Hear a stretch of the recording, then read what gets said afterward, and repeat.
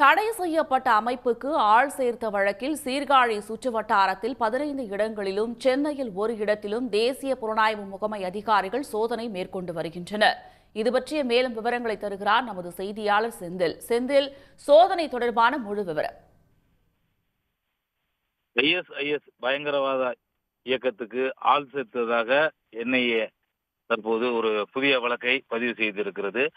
அதன் அடிப்படையில் மயிலாடுதுறை, சீர்காழி உள்ளிட்ட டெல்டா மாவட்டங்களில் 15 இடங்களிலும், சென்னை புரசைவாக்கத்தில் ஒரு இடத்திலும் என தற்போது இன்று அதிகாலை முதல் 16 இடங்களில் தற்போது என்ஐஏ அதிகாரிகள் சோதனையில் ஈடுபட்டு வருகின்றனர்.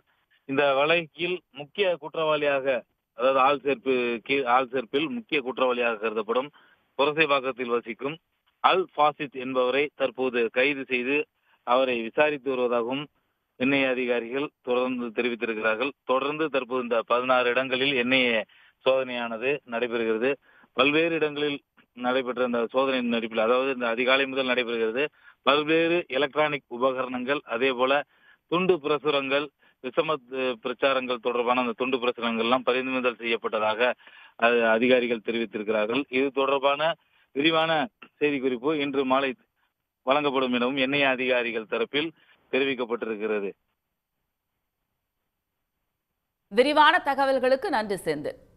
உடனுக்குடன் செய்திகளை தெரிந்து கொள்ள சன் நியூஸ் பெல் ஐகானை கிளிக் பண்ணுங்க.